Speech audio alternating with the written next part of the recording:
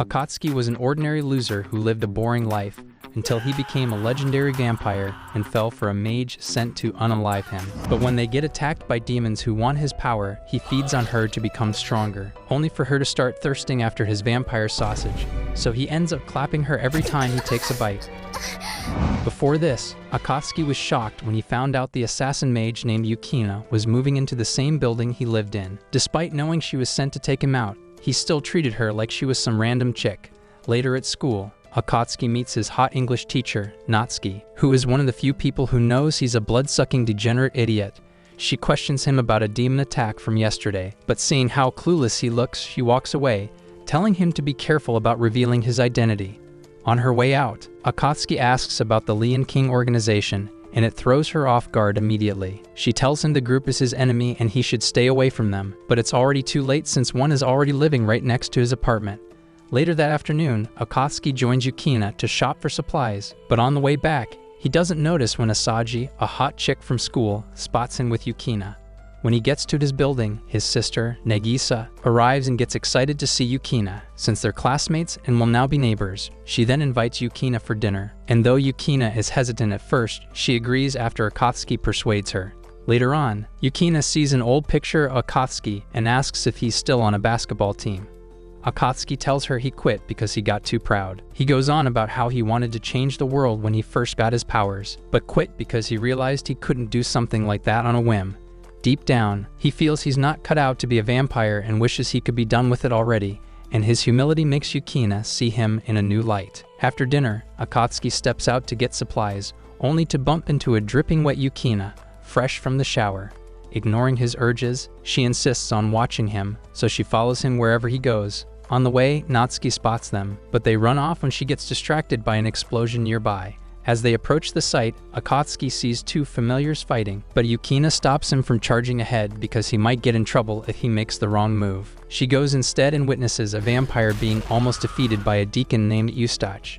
Though Yukina tells Eustache to stop, he ignores her and tries to unalive the vampire, forcing her to interfere. But as they fight, Eustache notices that she's fast and strong, so he summons Astarte, a homunculus, to finish her off. Since Astarte uses a familiar, Yukina struggles to parry her attacks and begins to wonder if Akatsuki will miss her if she dies. However, before she can get smashed to bits, Akatsuki shows up and counters Astarte's attack. Pissed, he demands Eustache leave the island, but he refuses and sends Astarte after him. This time, Akatsuki fails to block her strike, gets punched into the sky, and loses control of his powers.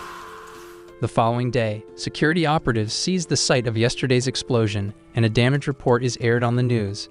Since Akatsuki caused most of the damage, Yukina reminds him that he's an immortal brokey, sneering that while most vampires spend millennia building empires, he'll be spending the next 1,000 years paying off a 50 billion debt. She then crashes out on him for going overboard yesterday, but she thanks him for saving her life. She promises to testify on his behalf so he doesn't get charged by her organization, but she fears there's no proof to back his self-defense claims. She then asks why he lost control last night, and he explains that it's because his familiars gave him the middle finger, since he hasn't pumped and drained any baddie yet. But before Yukina can ask why his familiars are freaky, Motoki, his classmate, shows up, so Akatsuki is forced to make up an excuse for her to leave. In class, Asaji asks Akatsuki about the girls he was with yesterday, but before she can get an answer, some dudes in class start begging Akatsuki to link them up with Yukina. However, they get jealous when Natsuki exposes him for sneaking out with Yukina last night, which also causes Asaji to tear the assignment she wrote for him. During break, Akatsuki and Yukina sit in Natsuki's office, where they're asked about yesterday's explosion. Natsuki notes that several other explosions have happened lately and forbids the couple from sneaking out at night until the culprit behind the blasts is found.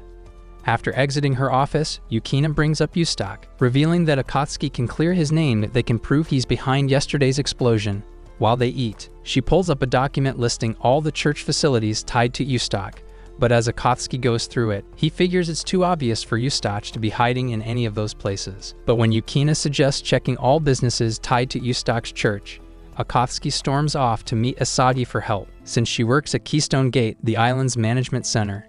At first, Asaji refuses to help, thinking Yukina sent him, but she agrees after Akatsuki fumbles a convincing lie. While going through the data, Asaji notes a company that looks odd, so she relays the info to Akatsuki. Later that day, Akatsuki arrives at the place with Yukina, and it turns out to be an abandoned facility used to test drugs on homunculi. Inside, Yukina stops Akatsuki from joining her, saying he's useless in combat because the last time he fought, he lost to the floor. However, he insists he's worried about her, so she scoffs and lets him come, but under the condition that he'll dip when it's time to fight. A while later, they arrive at a room, and Akatsuki grows pissed when he finds himself surrounded by experimented homunculi in pods. Immediately, Astarte shows up and tells him to get off the island, explaining that it's bound to sink. When he asks why, Eustache tells him he's after the island's cornerstone and now has the power to take it. After hearing this, Akatsuki calls him out on planting a familiar in Astarte, but Eustache doesn't care because Astarte is bound to die regardless. Triggered, Yukina calls him out for using Astarte like a tool, but Eustache reveals that she was bought and trained as a tool by the organization she works for. Hearing this pushes Akatsuki to his limits, so he activates his powers and prepares to fight. However, one punch from Astarte takes him out, leaving Yukina to get countered and thrown to the ground. Without mercy, Eustache doubles down to finish her off, but Akatsuki takes her place instead and loses his head, leaving her completely shocked. Later that afternoon, Eustache breaks into Keystone Gate with Astarte's help, leaving behind a trail of dead soldiers. In the meantime, Akatsuki regains consciousness, and Yukina crashes out on him for dying like that without telling her he's immortal. Seeing how worried she is, Akatsuki decides to sweet-talk her, so he pretends to slip and fall just to end up on top of her. Though Yukina sees through his tricks, she struggles to resist when he whispers about how nice she smells and how soft her skin is. He keeps sweet-talking her, trying to make her not feel bad about her origins and convince her that she's not just a tool. But everything he says goes out the other ear because Yukina can't handle the culture rising within her. When Akatsuki finally releases her, she realizes she'll be on a 9-month vacation if she's alone with him again. But before she can imagine jumping on his sausage, the building starts vibrating and Akatsuki is left shocked since there's never been an earthquake on the island. When he checks the news, he figures out that Asagi is in trouble, so he calls her to see if she's okay. On the call, Asagi tells him about the break-in, explaining that Eustache is headed for the top floor, which contains a special relic. After Akatsuki gets the full info, he loses the zeal to fight because he thinks Eustache's actions are justified, but Yukina reminds him of the millions that will die if the island sinks.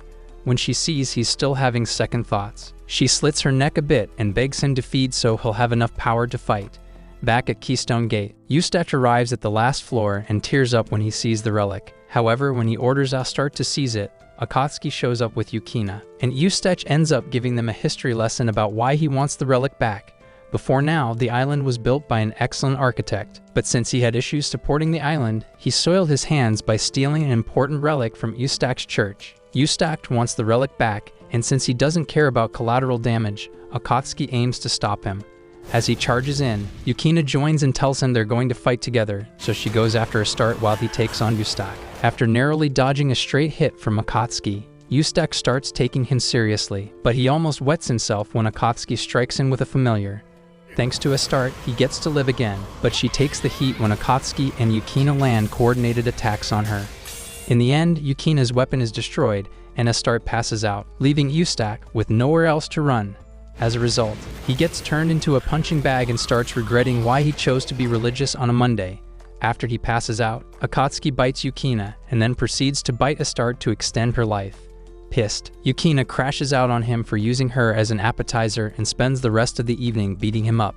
The next day, she prepares to leave town because she's violated several directives from her superiors and broken her weapon too. Though she acts tough to put up a front, deep down, she hates that she's leaving. But her mood shifts when the Lion King organization sends back her already repaired weapon, because it means she gets to stay and keep watching Akatsuki. A few days later, a demon on the run tries to set off a bomb in the city before escaping the island. But Natsuki hacks into the detonator with her magic, and Natsuki calls him a fossil for relying on a detonator that should have died out with the Stone Age. Pissed off, he charges at her with a flurry of attacks, only to end up clapped and bound in chains. The next morning, Akatsuki sees breakfast on the table and heads off to ask his sister if their mom is back. However, he barges into Nagisa's room without knocking and gets kicked in the face after seeing Yukina only in her plot armor. On the way to school, Yukina blames herself for getting peeked on because she should have anticipated having a thirsty vampire in the house. At school, Motoki sets Akatsuki up with Asagi to play as a couple in an upcoming badminton tournament. Asaji turns red when she finds out, but Akatsuki plays it cool since he doesn't care what game he has to play. Elsewhere, Natsuki enters a lab with some security operatives and orders them to search the area. She tells the scientist there that his experiments violate protocol, but as he insists, there's a mistake. She questions him about a certain terrorist named Christophe Gardos. From his reaction, she orders his arrest. Rather than surrender, the scientist assumes his demon form and tries to fight his way out, but Natsuki knocks him down with a single attack. She then leaves him for Astarte, who uses her familiar to punch him back to his human form. After his arrest, Natsuki goes through his documents and finds a strange article written in an ancient language. She asks Astarte to trace the original, but realizes she's already too late since it's been removed from the lab. Back at school, Asaji is given a sports uniform for the upcoming tournament, but she feels skeptical about wearing it since the skirt is too short.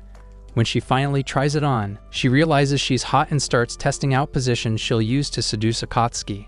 Later on, Akatsuki shows up at the sports arena and leaves for a walk when he doesn't see Asaji there. On the way, he gets attacked and barely manages to dodge a set of mana-infused arrows. As he recovers, he's ambushed by two monsters, and just as he's wondering if he should use a familiar in school, Yukina shows up and saves him. After the fight, he realizes Yukina has been watching him with her Shikigami, and he wonders if she's seen what he's packing. But he gets serious when he notices the monsters were actually messengers, because he finds a letter addressed to him on the floor. Yukina is shocked when she sees the seal on the letter, but before she can explain, Asaji shows up and leaves, thinking she's interrupting something between them. Later, Yukina tells Akatsuki that the letter is an invitation from Lord Vatler, who serves under the first progenitor. She asks him what he'll do about it, and he decides he'll attend the event, but says he must have a partner first. As he wonders who to pick, Yukina suggests herself since she'll get to watch him. But when the issue of what to wear comes up, she's shocked to find that her organization has already sent her a dress for Lord Vatler's party. That evening, they both arrive at the venue, and Akatsuki is stunned by Yukina's dress, especially because it allows for easy access. But he almost loses his head when Yukina catches up with what he'd like to access.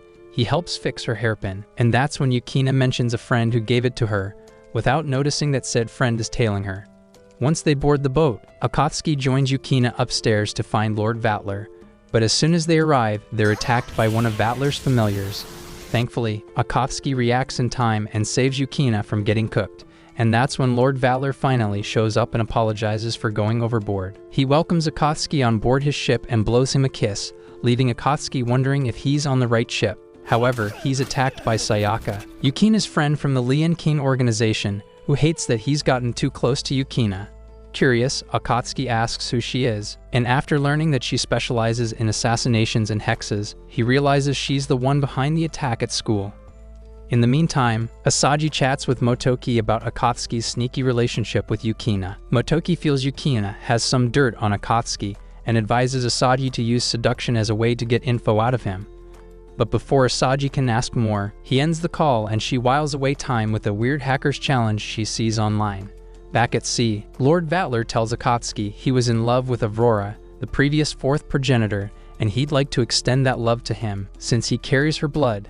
As he leans in closer, Akatsuki pulls away, scared that he might get pregnant. Yukina gets curious and asks why he showed up on the island, so he starts talking about Christophe Gardos. He explains that Gardos leads a radical group of terrorists responsible for countless casualties around the world and confirms that he's on the island. Shocked, Akatsuki asks why Gardos came, and Sayaka explains that he wants the peace treaty revoked. Though Vatler claims he didn't come to assassinate Gardos, he says he might be forced to retaliate if Gardos attacks him. However, Yukina tells him it won't be necessary because she's prepared to take Gardos out herself. Meanwhile, Asaji finishes the hacker's challenge but notices a strange term on her screen. She gets distracted when Motoki texts her tips on how to seduce Akatsuki. The next morning, she shows up at his place and tries a seduction attempt to wake him up. Akatsuki pushes her off but ends up on top of her when they fall to the floor, and that's exactly when Yukina shows up with Nagisa. Yukina sees them, then turns and leaves, making Asaji wonder if she's jealous, so she presses Akatsuki to tell her what's going on. From his reaction, she realizes he's hiding something. Meanwhile, Sayaka, watching from afar, grows pissed, thinking Akatsuki is the type that defiles anything in a skirt. At school, Akatsuki joins Yukina to meet Natsuki and ask about Gardos, but they're shocked to find Astarte in a maid outfit. Natsuki explains that she's serving a 3-year probation for her crimes, but firmly warns there's no need to ask about Gardos because the ancient weapon his crew is after isn't usable. She calls the weapon the Nalakuvvera and explains that it has destroyed countless civilizations in the past. Though she knows the weapon has been stolen, she isn't bothered, since even the strongest magical organizations have failed to analyze it. Before leaving, she warns Akatsuki about Vatler, reminding him that he has devoured high-ranking vampires before. Later on, Akatsuki meets Asagi and begs her to look into the Nalakuvvera thingy, so she agrees and leads him to the student council office.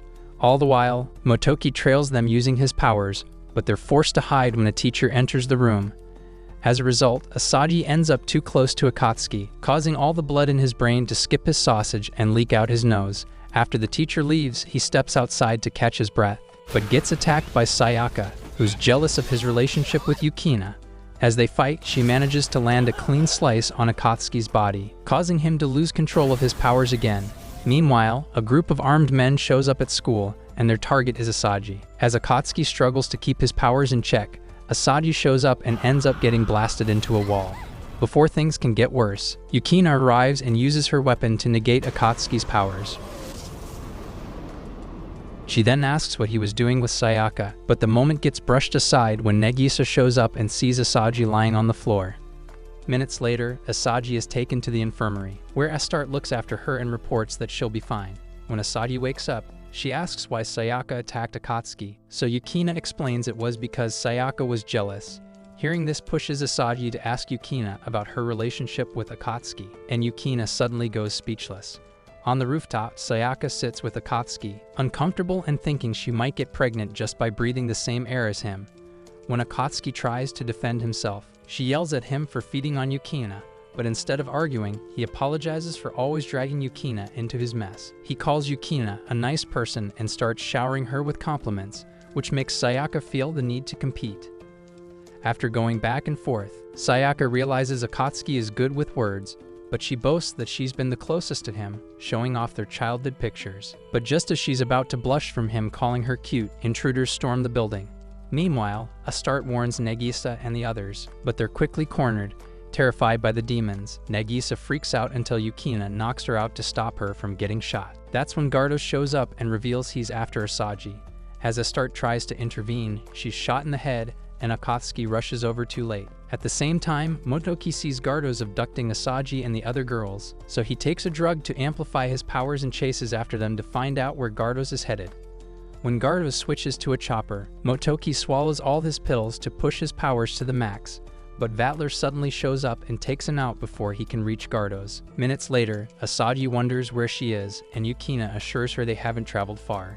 She then asks what's wrong with Nagisa, so Asagi explains that she almost died in a train accident caused by a demon, which is why she's so terrified of them.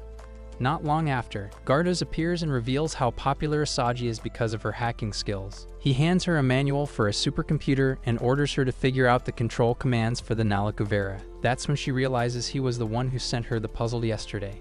Gardos admits it, saying she was the only hacker capable of solving it. He then reveals that he plans to use the Nalakuvvera to unalive the first progenitor, and gives her a short time to analyze the weapons system. Meanwhile, Akatsuki and Sayaka head toward Gardos' location, but run into Vatler and Natsuki. Everyone except Vatler is shocked to find that the Nalakuvvera is already active. Yukina pieces things together and demands to know why Vatler helped Gardos. To her surprise, Gardos admits Vatler is just bored and finds a weapon that can rival an immortal entertaining. Before leaving, Gardos tells Asagi to hurry up and decode the manual. After he's gone, a spirit suddenly possesses Nagisa, telling her that Akatsuki will buy her time to crack the puzzle. Back outside, Vatler is thrilled by the sight of the Nalakuvvera, while Akatsuki gets annoyed at how much he's enjoying it. Vatler casually tosses Motoki over to Akatsuki before leaping off to face the weapon himself. Just then, Akatsuki gets a call from Yukina, who shares her plan to destroy the Nalakuvvera. After the call, Akatsuki yells at Vatler to refrain from fighting and offers to fight in his stead. Vatler agrees, but not before blowing up the road that connects to the war zone. Akatsuki charges at the Nalakuvvera, but the weapon counters with a barrage of energy blasts that send him crashing to the ground.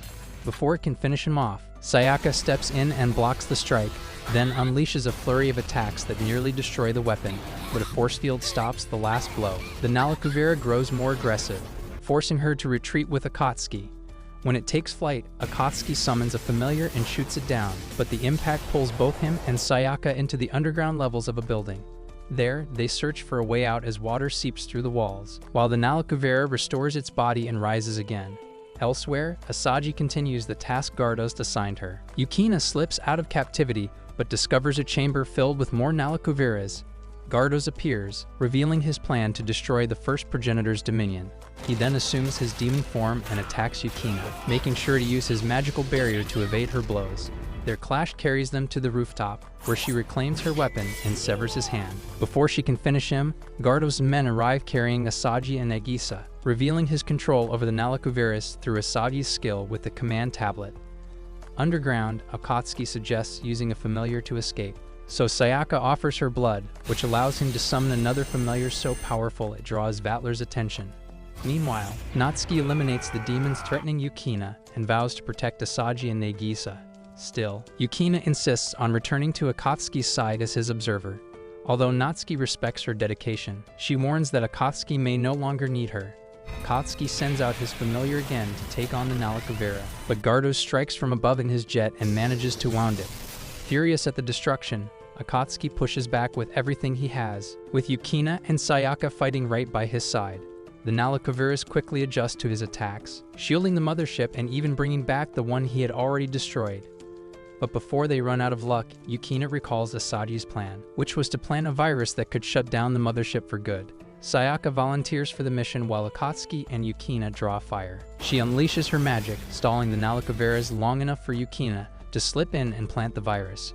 Gardos makes a last-ditch attempt to escape, but Akatsuki intercepts him and knocks him out.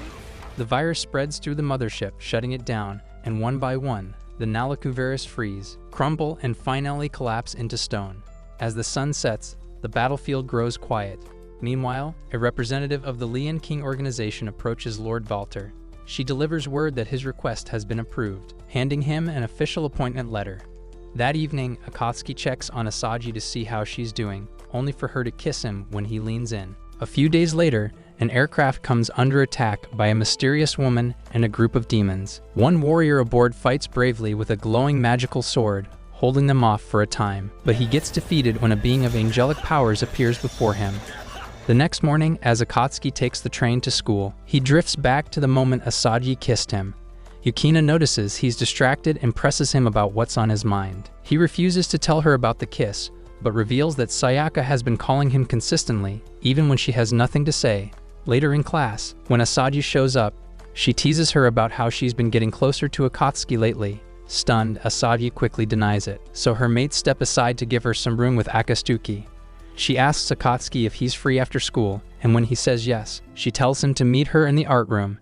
After classes, Akatsuki heads to the studio and is stunned when Asagi tells him to take off his clothes. He calms down when he realizes that she wants him to model for her, but something grows longer and harder than the drawing board when Asagi starts taking her clothes off. After he fumbles the biggest plot moment in all of anime, Asagi dresses him in a suit and takes a photo to use as a reference, but he flips the moment by snapping pictures of her. They end up laughing and taking selfies together, but the mood shifts when Asagi questions him about what he's been hiding. She offers to tell him what he'd like to know if he opens up, but as the tension rises, she ends the session, saying they'll continue next time. Around sunset, Akatsuki leaves and Yukina corners him, admitting that she was watching his lovey-dovey moment with Asagi. Their talk drifts to Asagi's question, and Akatsuki wonders if it's finally time to share his secret. Yukina tells him the choice is his alone, and he smiles, wondering if he'll reveal his secret or not. While in deep thought, he spots a boy handing Nagisa a letter, and he starts thinking she's getting hit on. Later that evening, Sayaka calls to say she'll be traveling, but Akatsuki ends up fumbling a last-minute hook and clap session, thinking she only called to say goodbye. After the call, Akatsuki notices a distant blaze. From the flames, a masked angel rises, leaving behind the body another fallen angel. The next day, Akatsuki and Yukina check in on Nagisa. Nearby, her friend, Kane, asks for help caring for stray cats, and when asked, she explains her unusual white hair is natural, hinting at her foreign roots. They follow her to an abandoned church filled with cats, a sight that excites Nagisa and even softens Akatsuki. Later that day, Natsuki meets Motoki, and they examine a girl lying in a lab, the fifth of her kind captured recently. Lord Vatler arrives, explaining that her spirit had been devoured by her attacker. He also reveals that an airship from the Order of the Sacred Ring has gone missing, hinting at the royal family of Aldegir's involvement. Before leaving, Vatler warns Natsuki not to involve Akatsuki because the enemy ahead is beyond him. Later that day, Akatsuki helps Kane with her cat problem. Once he's done, Natsuki shows up and unexpectedly asks him to join her at night. Surprised, he agrees, and later that evening, he meets her at a high spot. Natsuki is dressed in a mage's robe, Astarte trails behind with a snack, and Yukina arrives as well, tasked with watching over Akatsuki. Natsuki brings up the email she sent earlier. She explains that the masked angelic beings are the ones behind the recent fires, and her goal is to capture them before more damage is done. Soon, Akatsuki notices two of the creatures fighting at a distance. To hide the battle from the public, Natsuki distracts the island with fireworks, then teleports everyone closer to the scene. Yukina tries to attack one of the angels head-on, but she's clapped and knocked down. Akatsuki summons one of his familiars, but even that isn't enough to finish the fight. Just as the angel turns to strike him, its opponent ambushes it, pins it down, and unalives it. The mask falls off, revealing Kane's. She looks entranced, and before flying away, she devours part of the fallen angel, leaving Akatsuki stunned. The next day, Akatsuki and Yukina head to Mega's craft, a company tied to industrial automata. Yukina has intel linking Kane's to her father, and they try to arrange a meeting. Instead, they're greeted by Beatrice Balser, a registered demon who tells them Kane's father isn't on the island. She claims he's with Kane's at another facility and arranges transport for them. Later, a pilot flies Akatsuki and Yukina toward the new location. Yukina is tense from both the height and the rusty aircraft.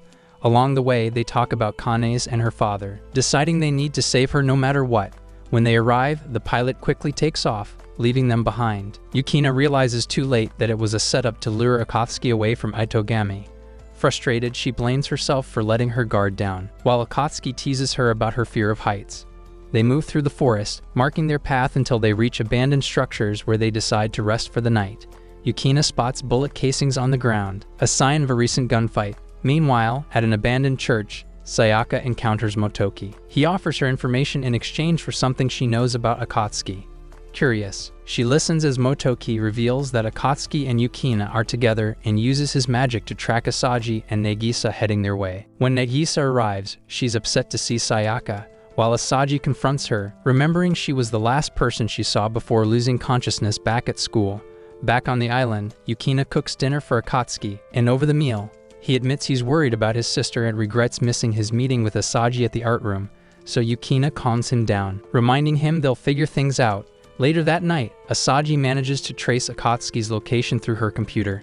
Meanwhile, Akatsuki peeks at a white-haired girl bathing in a stream and is shocked at what she's packing. He mistakes the girl for Kane's and calls out to her, but the urge to bless her with his holy essence takes over, and by the time he regains himself, the girl is gone. Yukina arrives, and Akatsuki explains that he saw someone who looked like Kane's, only older and more mature. He gives Yukina his jacket to keep her warm, and they continue searching through the woods. Soon, Akatsuki spots a ship approaching and thinks they'll be rescued, but Yukina points out the Magus Craft logo. Armed men disembark and head toward them. Yukina attacks first, cutting them down one by one, but more forces surround them. Before he can summon a familiar, a magical shot wipes out the enemies. On a nearby cliff, they meet the same girl Akatsuki saw earlier. She introduces herself as Folia, the princess of Aldegir, and reveals that the attackers are not humans but automata. More automata advance, and Akatsuki releases his familiar, destroying them. Folia praises his strength, recognizing him as the fourth progenitor. Elsewhere, Kane's father, Kinsei, travels with Beatrice. Kinsei upgrades Kane's body for battle while Beatrice explains her plan to use Kane's against Akatsuki as a test of her power. Back on the island, Folia reveals that Magus Craft attacked her because of her royal blood, which they wanted to exploit. Akatsuki questions why she looks like Kane's, and Folia reveals that Kinsei is her grandfather. Years ago, he cheated with a Japanese hottie, which led to Kane's birth. That makes Kane's technically Folia's aunt, though Folia says she has no claim to the throne. Akatsuki then mentions Kane's monstrous form, and Folia explains it was the result of an experiment called Angel Fox, an artificial angel created by forcing humans through spiritual evolution. At dawn, another ship approaches. Akatsuki prepares to attack, but Yukina stops him when a white flag is raised. Kinsei steps out with Beatrice and another ally. He greets Folia warmly, saying it has been 7 years since he last saw her. He then declares his goal of creating a being closer to the Supreme One, and Yukina condemns him for turning Kane's into a monster. Beatrice confirms the experiments and demands Folia surrender. To pressure her, she reveals Kane's, now modified and weaponized. Kensei activates Kane's, and she rises, her body radiating unstable power. Yukina tries to attack, but her strike bounces off Kane's barrier. Beatrice blocks Yukina, forcing her into a duel. Meanwhile, Kane's launches magical blasts at Akatsuki. He counters with a familiar, but since her powers are overwhelming, his attacks fail. She fires again, and this time her magic tears through his lower abdomen, knocking him down.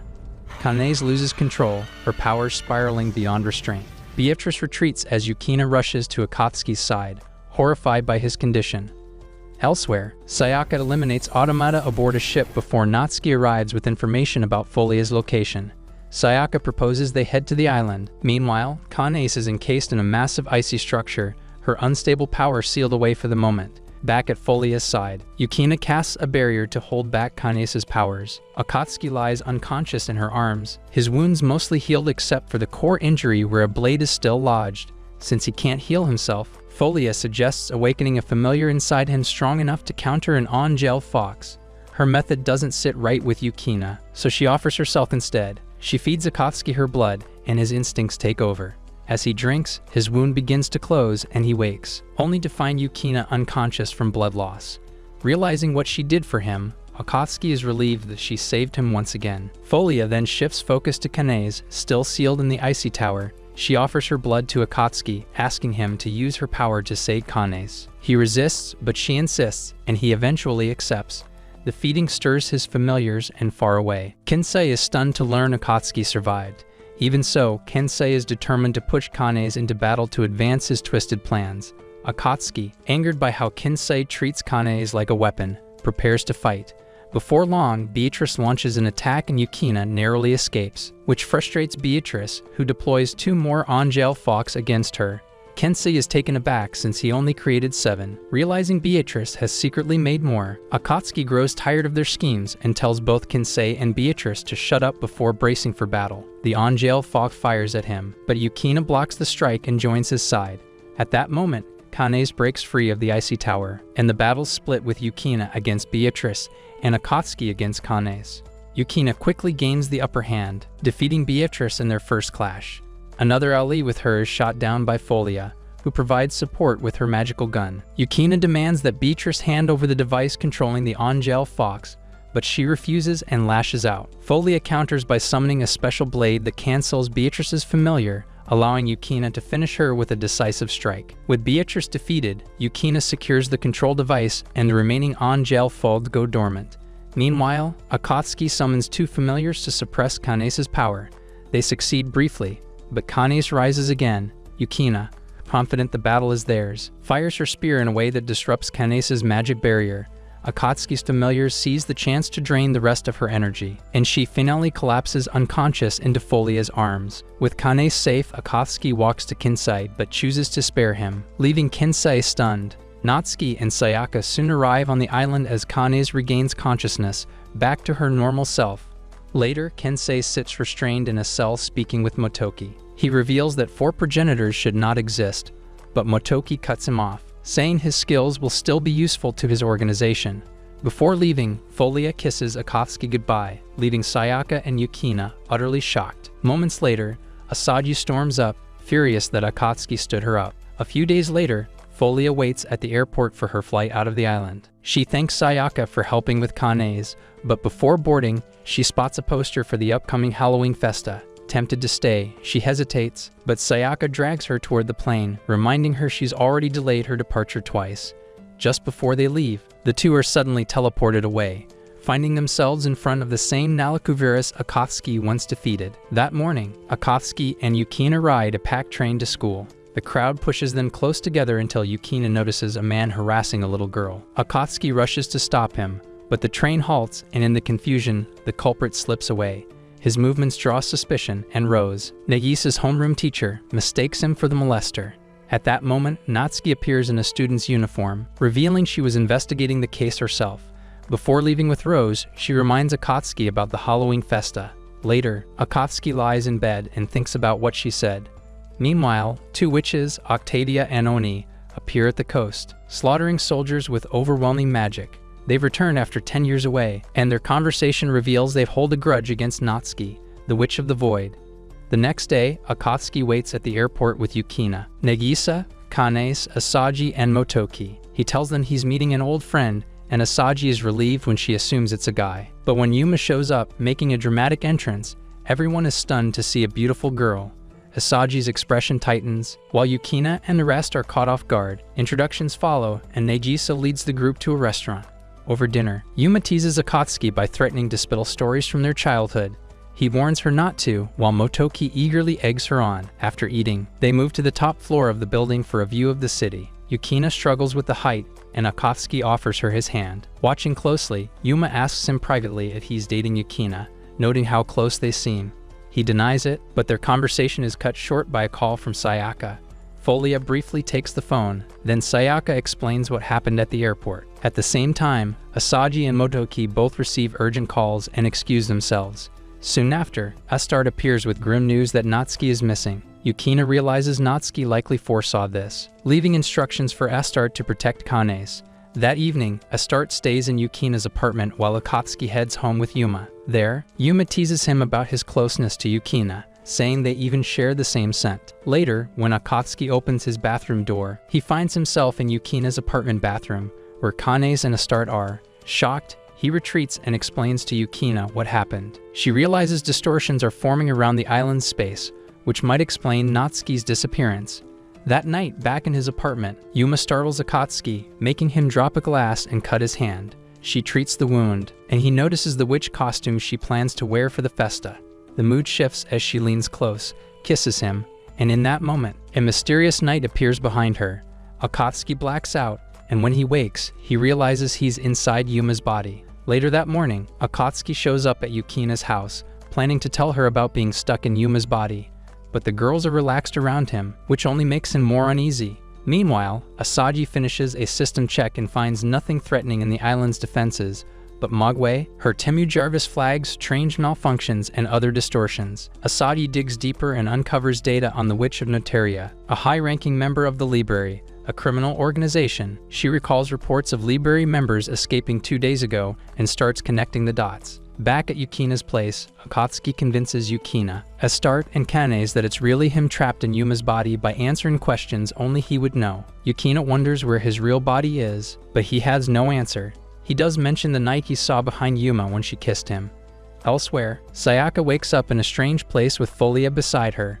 Folia explains they've been warped through random points in space before ending up here. Sayaka concludes that the distortions across the island must be deliberate. By midday, Yukina, Astarte, and Kanae join Akatsuki at his apartment and discover Yuma is gone. Akatsuki suspects she left willingly, but Yukina warns that Yuma may be after his body because he's the fourth progenitor. He denies it, thinking Yuma doesn't know his secret, but when they piece it together, he realizes she's a witch like Natsuki who can manipulate space and bodies. High above the city, Octavia and Oni sit on a skyscraper where the distortion spell spreads. Lord Vatler suddenly appears, mocking their plan. Octavia reaches for her grimoire, but Yuma arrives in Akatsuki's body and snatches it. Vatler quickly notices she isn't Akatsuki. She introduces herself as Yuma, daughter of Aya, the Witch of Notaria. Asagi finishes patching the island's firewalls and collapses asleep at her desk. At the same time, Akatsuki, Yukina, Astarte, and Kanae gather at a restaurant. Frustrated about their lack of progress, Akatsuki wonders if Yukina's spear could break Yuma's spell. She warns it would be fatal, so instead, they discuss targeting Akatsuki's stolen body. Kanae and the others reassure him, trying to keep his spirits up. Back with Vatler, Yuma admits she took Akatsuki's body to free her mother from the Demon District's prison barrier, along with other legendary criminals trapped inside. Vatler, amused at the thought of fighting stronger opponents, decides to let her proceed. Yuma begins her ritual, and Yukina senses the magic signature from the restaurant. She and Akatsuki rush out, but stepping through the door warps them to another location. Meanwhile, military choppers close in on Yuma's position, ordering her to stop. Octavia casually wipes them out with a spell. On the ground, Akatsuki grows impatient as every attempt to reach her location twists space again. Just then, Asagi sends him coordinates through Motoki and Mogwai, giving him the shortcut he needs. Determined, Akatsuki charges forward with Yukina right behind him. Memories flash of when he and Yuma first met as kids, when she helped him retrieve a hat for Nagisa. But the reunion now is nothing like then. Standing before Yuma, Akatsuki locks eyes with her, ready for what comes next. Long ago, when Yuma was still a child, a man told her the truth about her existence. Her mother, Aya, had been imprisoned in a demon district far to the east, which is a realm of eternal exile, sealed away from the human world. Yuma was created to break Aya free, and she wondered even then what would happen to her once her role was fulfilled. In the present, Akatsuki shouts at Yuma to return his body, but she ignores him, her grimoire leading her closer to the prison's barrier. Lord Vatler mocks Akatsuki's helpless state, then casually reveals that Yuma's true goal is to shatter the prison seal. Yukina reacts in shock, already understanding the disaster that would follow if the barrier breaks. Vatler vanishes soon after, leaving Octavia to restrain Akatsuki and Yukina with her magic. It doesn't last long. Sayaka and Folia burst onto the rooftop, freeing them. Yuma's spell completes at that moment, causing the prison to partially materialize. Folia reveals she freed Kinsei from the prison temporarily to aid her, and with his help, opens a portal. She stays behind with Sayaka to fight Octavia and Oni, while urging Yukina and Akatsuki to chase Yuma. At the prison's passage, Yuma summons her knight, Le Bleu. Akatsuki and Yukina arrive, and despite everything, Akatsuki still calls Yuma his friend. But Yuma reveals she was a test tube child who was groomed to be used as a tool. Using Le Bleu, she channels the power of one of Akatsuki's familiars to finish materializing the prison. The strain nearly overwhelms her, but she presses on. Stepping inside, within, she finds Natsuki unconscious, bound to a chair. When Akatsuki and Yukina catch up, they're shaken. Yuma explains the truth that Natsuki has been trapped here for 10 years. The Natsuki on the island has only been a magical duplicate, and if Natsuki is taken out, the entire prison will collapse, freeing Aya and countless other criminals. Akatsuki argues desperately, trying to convince Yuma that she's more than a tool. She listens, but still orders Le Bleu to strike Natsuki. Yukina intercepts the attack in time, saving her. Outside, Sayaka and Folia battle Octavia's vines. Working together, they destroy them, ending the fight and placing the witches in custody. Inside the prison, Yukina clashes with Le Bleu and defeats him. She then raises her spear against Yuma, determined to return Akatsuki's body. Akatsuki saves Natsuki from falling debris, but Yuma refuses to give up. With no other choice, Yukina charges her weapon, but hesitates at the last moment. Fearing Akatsuki's body won't survive, Akatsuki steps in, placing his hands over hers, and together they strike. The blow pierces Le Bleu's armor and runs through Yuma's chest. A surge of magic erupts and Yuma's soul returns to her true body. At the same time, Sayaka and Folia finish their battle, binding Octavia and Oni in cuffs. Back at the prison, Yukina's strike spares Akatsuki's life. She aimed to miss his heart all along. Yuma awakens, broken and in tears over her failed mission, but Akatsuki comforts her, telling her she's free at last. Then, Natsuki stirs. Akatsuki is stunned, relieved to see her awake. But before they can catch their breath, Le Bleu, acting on Aya's hidden will, drives his blade through both Yuma and Natsuki. Akatsuki screams in horror, rushing to Natsuki's side as she teeters on the brink of death. Natsuki's weakened state makes the prison barrier tremble. Watching from afar, Lord Vatler suddenly gets attacked by a familiar. He blocks in time, but when the smoke clears, he sees Nagisa. She isn't herself because one of Aurora's familiars is controlling her. She overwhelms Vatler, slams him into a wall, and warns him that nothing is over before walking away.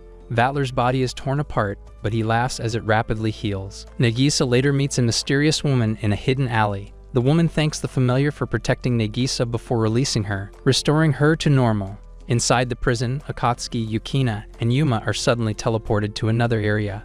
Akatsuki suspects Yuma, but she insists it was Natsuki's doing. That evening, Asagi walks the streets when a girl suddenly calls her mother. Shocked, Asagi denies it because she hasn't been clapped yet. Back at the prison, Akatsuki witnesses Aya, Yuma's mother, emerge as the barrier completes its form. Aya strips Yuma of the power she once granted her and takes control of Le Bleu, leaving Yuma in pain. Furious, Akatsuki grabs her, but stops short of unleashing his progenitor powers when Aya warns him about the one maintaining the barrier. She reveals she robbed Natsuki of both her memories and her years as a witch. She's sealed her, and now all that's left is to find and unalives her. Several legendary criminals appear, pledging support to Aya, but when one attacks another, the weaker one is pulled back into the prison by its barrier system. The inmates declare that unaliving Natsuki will secure their freedom, so one lunges at Akatsuki, but Yukina blocks the strike, with Sayaka arriving to back them up. She quickly tells them to get in her vehicle. Carrying Yuma, they retreat. On the road, Akatsuki wonders how to save Yuma. He finally admits there's one person who might help his mother, Maimori. Meanwhile, Asaji eats dinner with the girl who called her mother. The child doesn't remember anything, but she resembles a young Natsuki. When Asaji mentions the name Minamiya Natsuki, the girl breaks down in tears. Asaji decides to name her Sana. Not long after, Akatsuki, Yukina, and Sayaka arrive at Maimori's research facility. Maimori, head of the company's medical division and a certified magic physician, greets them wearing a Halloween mask. She's also revealed to be the same woman who met Nagisa earlier in the alley. Happy to see her son, she welcomes them inside. Yuma lies unconscious on Maimori's couch as she's examined. Maimori explains that Yuma's body is collapsing since her link to LeBlue was severed. If her magic keeps leaking, she won't survive. But Maimori is confident she can stabilize her. Before leaving the room, she advises Akatsuki to patch up his own wounds, somehow already aware he's injured. Meanwhile, Nagisa is still upset at Sayaka, drags her aside to settle their grudge. Back with Akatsuki, he prepares to treat his wound when Sayaka returns. She explains she put Nagisa under a spell to keep her from interfering. Looking at Akatsuki's injury, she realizes it won't heal because it was caused by Yukina's weapon. Offering herself, she tells him to feed on her, but Yukina walks in and misunderstands the scene. The tension spikes, Akatsuki grows dizzy, and he collapses. Later that night, Asaji and Sana watch the city's Halloween parade. On their way back, a strange man notices them and smiles as if he's finally found his target. At the school's rooftop, 2 librarians from Squad 3 show up to detain Aya and confiscate the Dark Oath Grimoire, but she uses it to get rid of them. Later that night, during Halloween, Akatsuki learns that Yuma's life isn't threatened. But to recover, she'll need to rely on a powerful witch equal in strength to Aya. Unfortunately, Natsuki, who once fitted such description, is nowhere to be found. So they make up their mind to look for her, and the only person capable of pulling such a task is Asaji. As they brainstorm where Asaji might be, they see her on the TV holding a child who looks like Natsuki, and conclude that Natsuki must have reverted to a younger version of herself after losing her powers. Quickly, Akatsuki contacts Asaji and informs her about Natsuki's look-alike. But as they converse, an old geezer spirit summoner shows up demanding Natsuki. After seeing him manifest his powers, Asaji runs off with Natsuki, and through Mogwai, she learns the old man is Killiga, a monster from the guerrilla force that implanted a fire spirit in his own body to unalive enemies more effectively. Quickly, she orders Mogwai to calculate their route and give her access to the controls. Meanwhile, as Akatsuki and the girls hurry towards the Keystone Gate, Akatsuki learns from Yukina that Natsuki teleported to Asaji at the Keystone Gate, deeming her the safest person to be within that location. But before she could get to her, Natsuki turned into a child and lost her memory. During that time, Killiga chases after Asaji and Natsuki and melts through the barricade, poised to stop him. At one point, Asaji tries to get rid of him with water, but he shows up persistently like a cockroach. He charges at them, but Astarte shows up and smacks him away like a bug. He tries to attack again, but Astarte devours his spirit energy and sends him back to the prison barrier. Astarte then informs her that she's looking for Natsuki, and the girl close to her matches her despite being so young. Suddenly, a lady called Gijalola shows up, revealing that Natsuki got smaller because of a curse. Meanwhile, at the Saikai Academy, Mega, a convict who escaped from the prison barrier, identifies the Dark Oath Grimoire with Aya.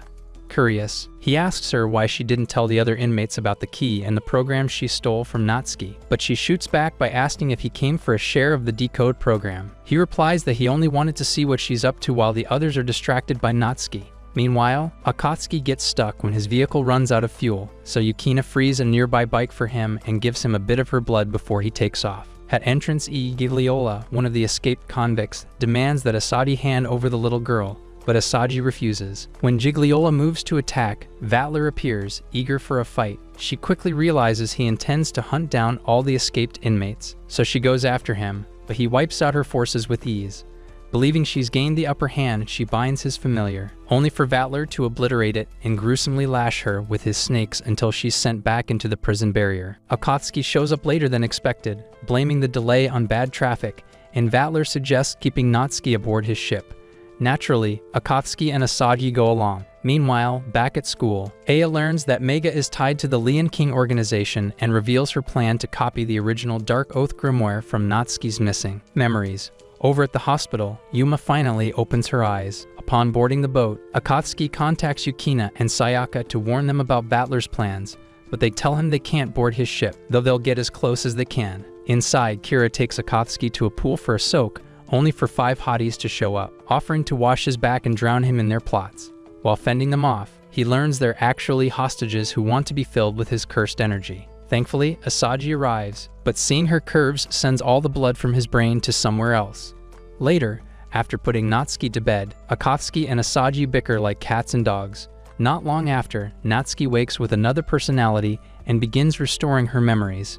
Meanwhile, Sayaka spies on them through the window, waiting by the seaport with Yukina, when Vatler suddenly appears, taunting her with the idea of getting rid of Akatsuki. Yukina immediately bristles like a mother hen, but a group of inmates surrounds them before she can act.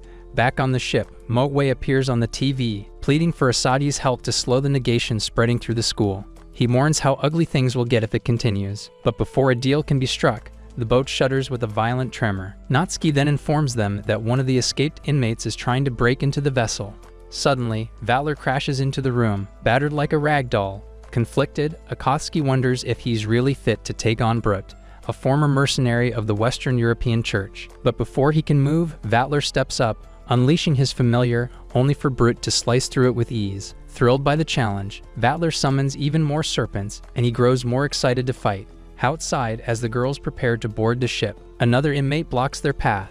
Sayaka takes him on, sending Yukina ahead to find Akatsuki. Meanwhile, Vatler continues his battle inside as Akatsuki flees with Asagi. Just outside, they run into Yukina, who's somehow cosplaying as a nurse. Before Asagi can even question it, a tank nearly crushes them. But Didier, a girl from Asagi, arrives and blows it away with her own tank. She introduces herself, explaining that Mogwai sent her to pick up Asagi. The long battle finally reaches its end as Vatler overpowers Brut with one of his serpents.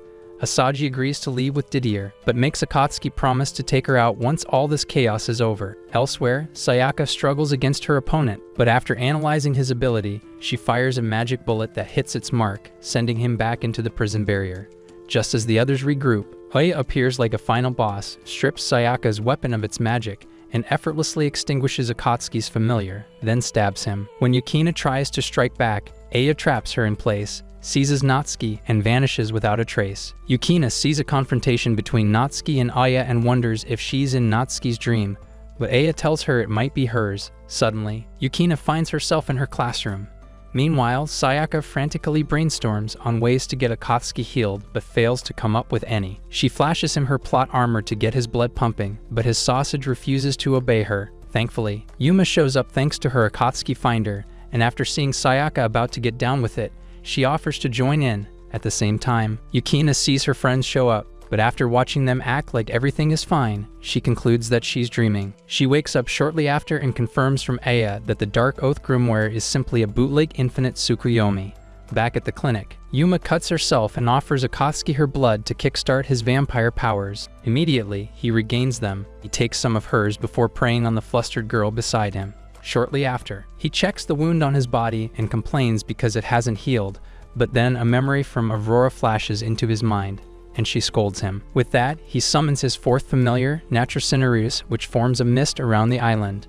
Meanwhile, Aya waffles to Yukina about how wrong the world is, and she'd like to change it even at the cost of a lot of lives. But Yukina refuses to agree with her. Suddenly, Akatsuki summons his third familiar, which frees Yukina and Natsuki from their cages. Sayaka and Yuma arrive shortly, and Yukina rescues Natsuki from her cage.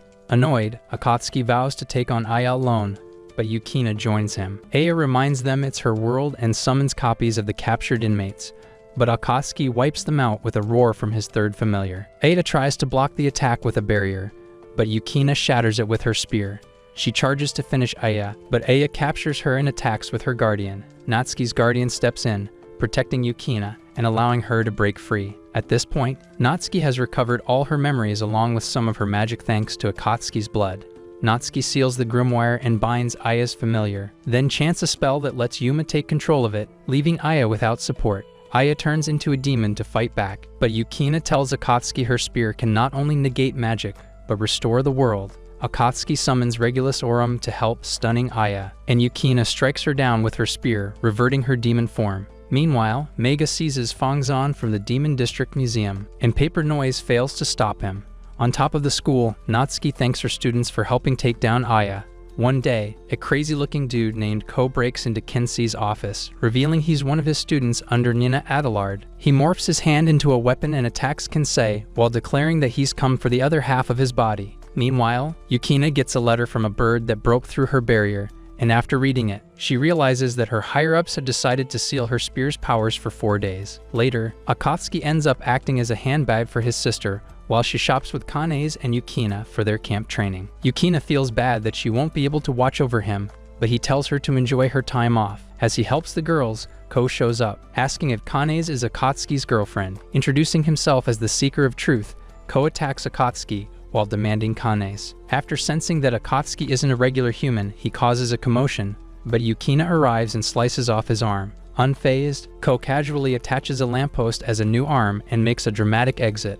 Later, Akatsuki visits Natsuki's office but finds only a start, from whom he learns about homunculi. He then meets Asaji at the cafeteria to investigate Adelard's monastery, but finds the data erased, raising her suspicions.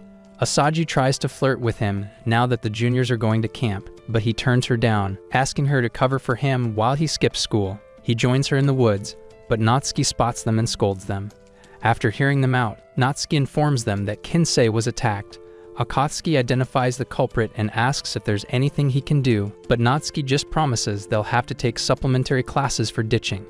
After school, Yukina takes Akatsuki to a red light district. As his mind reels over his first time, she orders him to close his eyes, and when he opens them, they find themselves inside the Lion King organization. They are greeted by a talking cat and a Sayaka look-alike.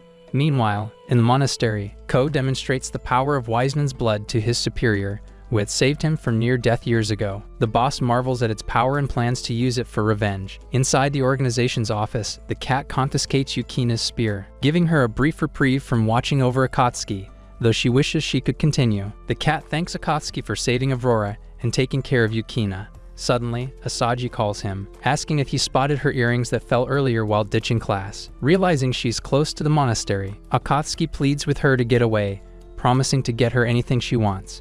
But Asaji, a maiden in love, fantasizes about jumping on his sausage. Unfortunately, Ko, who has been experimenting with the Wiseman man and summoning Nina Adelard, spots Asaji. Nina slashes her and escapes, and before passing out, Asaji apologizes to Akatsuki.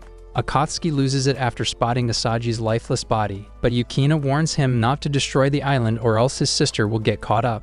Suddenly, Ko returns and makes fun of Asaji's corpse. Immediately, Akatsuki throws a fit, so Ko attacks him, but Yukina negates his powers, giving room for Akatsuki's punch to land. Surprisingly, Ko gets up, and they see he's morphing his body. Yukina guesses that it's Wiseman's blood and instantly pushes Akatsuki to avoid his attacks. She tells Akatsuki what they're up against, so he summons Almason Mercury, and it devours the enemy.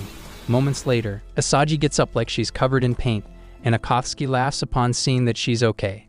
Later that night, the police arrive at the monastery, and the students walk home. On their way, Yukina goes to give a detailed report, while Asaji follows Akatsuki home since it's late. Upon getting to his place, she has a shower but then notices a red crystal between her plots.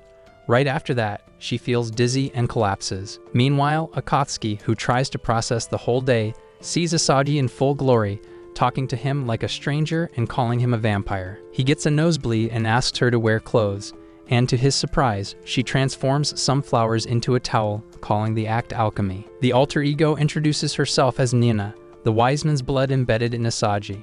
After learning that she healed Asaji, Akatsuki thanks her. He then apologizes for unaliving Ko, but Nina tells him that Ko is still alive. Meanwhile, Ko tries to slip into Natsuki's building, but she catches him like a rat. Still unfazed, he tries to attack her, but she lets Astarte handle it.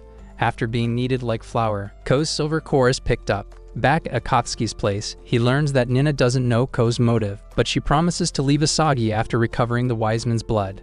Akatsuki warns her not to chatter to avoid being discovered. They go to the living room, and Nina nearly blows her cover by asking about Kane's from Nagisa. Later that night, on the outskirts of the city, Ko speaks to his staff, assuring them that the dummy core in Asaji should have matured and will eventually show up. The next morning, after the girls set out for their camp training, Asaji freaks out upon seeing herself in Akatsuki's bed. He quickly calms her down, assuring her that nothing happened because it couldn't fit, and to his surprise, she was immediately disappointed. Suddenly, her personality switches, and Nina tells him that the Wiseman's blood is moving. Meanwhile, at the harbor, Motoki informs his team about the target's movement, but the call line is hijacked by Mogwai. After the soldiers try freezing their target, Ko shows up, so they spray guns at him, but the intensity heats the liquid metal, causing it to trigger a chain reaction. Nina and Akatsuki shortly arrive at the port, and she tells him the ultimate objective of alchemy, which is to become a perfect human. Meanwhile, Nagisa and her friends are aboard a ship heading to an island, but Kanes and Yukina spot a strange figure in the sea heading to their ship. Moments later, Ko takes over the ship's control room, but notices his body falling apart. Meanwhile, Yukina tells Nagisa to go ahead, using it as an excuse to assess her own senses. Akatsuki follows Nina around the harbor and finds some bones belonging to victims of the monastery incident. She recollects her memories and removes her core from Asagi. Yukina meets Kanes in the car park while tracing the source of their unease. Suddenly, Ko appears and Kanes remembers that he attacked the monastery in the past. She runs off, but Ko hurls a vehicle at Yukina before disappearing. Back at the harbor, Nina emerges from the dead bones, taking Asagi's form. Seconds later, Natsuki arrives and briefs them on where the Wiseman's blood is headed. Akatsuki begs her to teleport him to the ship, but she says it's too far, instead taking them to Folia's airship. Before leaving, Sayaka and the cat hand him Yukina's spear to return to her. At the ship, Ko corners Kanes, intending to use her as a medium, but she tells him she remembers him and that Wiseman has deceived him. Angry, Ko insists he wants Wiseman to restore his lost body, but Kanes' questions trigger an identity crisis. Denying reality, he charges at her, only for Yukina to parry his attack like the final boss in a cheap action game. Ko instantly creates several clones to overwhelm her, but a missile strikes the ship, knocking them back. Afterwards, Akatsuki hands Yukina her spear and introduces Nina. Yukina cuts down Ko's attacks while Akatsuki devours the liquid metal with his familiar. Nina informs Ko that he's been used, and Wiseman mocks them, revealing he's after the minerals in the sea. He grows gigantic and fires an attack, which Akatsuki offsets, but moments later, they discover he has been petrified, and Nina explains he sacrificed himself to protect everyone.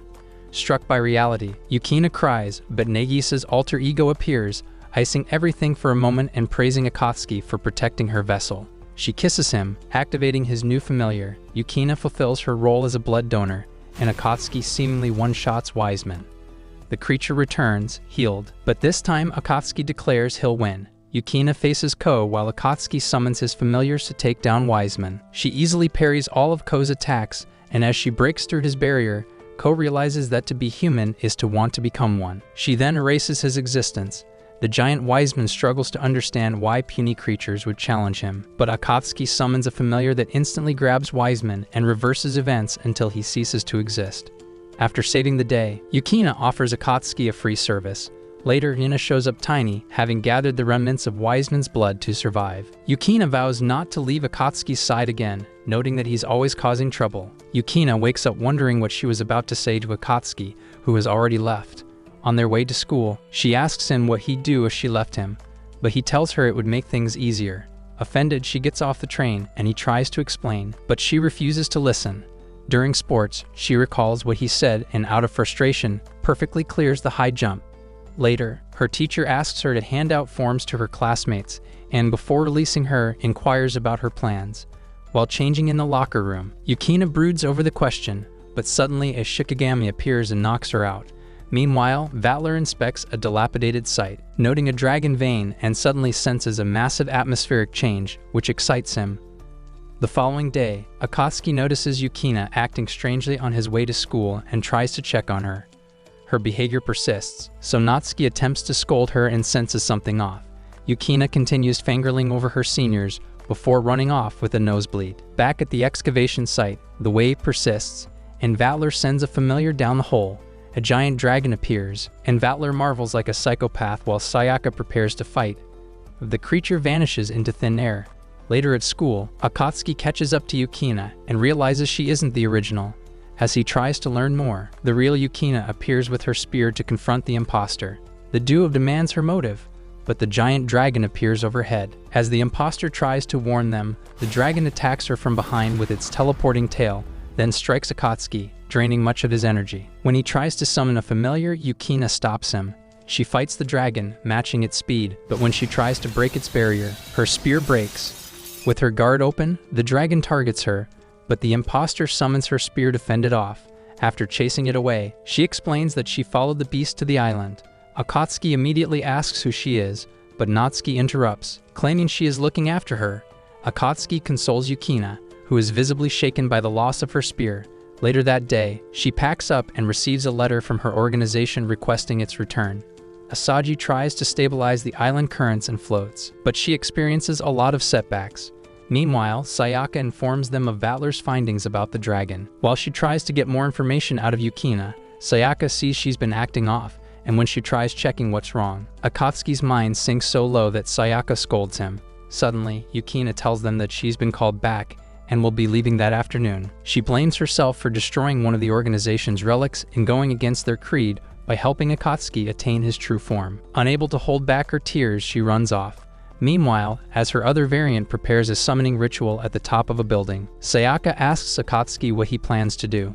But after seeing him sulk and give up on Yukina, she gives him a reality check, telling him to do what is right. After slapping some sense into him, he dashes towards the airport, but suddenly sees airstrikes, attacking the dragon.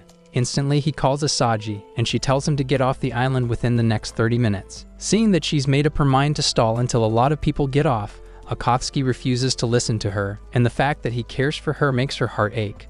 So she tries to confess to him, but the telephone line cuts off.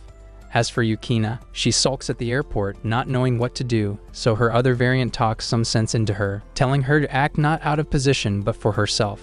Yukina makes up her mind to go back to Akatsuki, so her variant summons a weapon for her. In the middle of the city, Akatsuki summons his familiar and attacks the dragon, and despite the successful hit, it gets back up and fires a homing charge at him. Luckily, Astarte shows up and absorbs it while Natsuki fires a counterattack. Sayaka joins in and eradicates it with her arrow. Still, their victory doesn't last as the dragon responds faster than you losers can crack a nut. Akatsuki tries to use his familiar again, but the dragon bites it, shocking him in the process. Vatler then shows up to take it on but tells him he cannot guarantee the island's safety.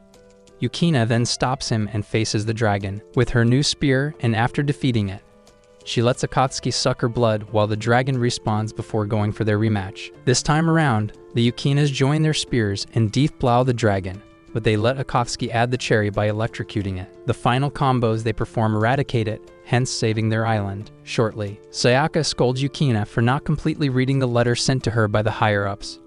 The message is for her to return for a medical checkup. Flustered, Yukina scolds Akatsuki, blaming him for wishing she were away. Suddenly, light shines under the imposter's feet, and she reveals that her time is up. Before vanishing, she calls Yukina her mom.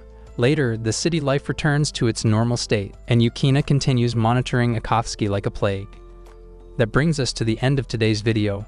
If you've watched up to this point, let's confuse the fake anime watchers by commenting on who is the hottest baddie in the recap. Make sure to subscribe if you're new to the channel, and give me 10 likes so I'll post unplotted. Also, if you're into anime recaps like this, check out the next video with lots of hand lotion. Peace.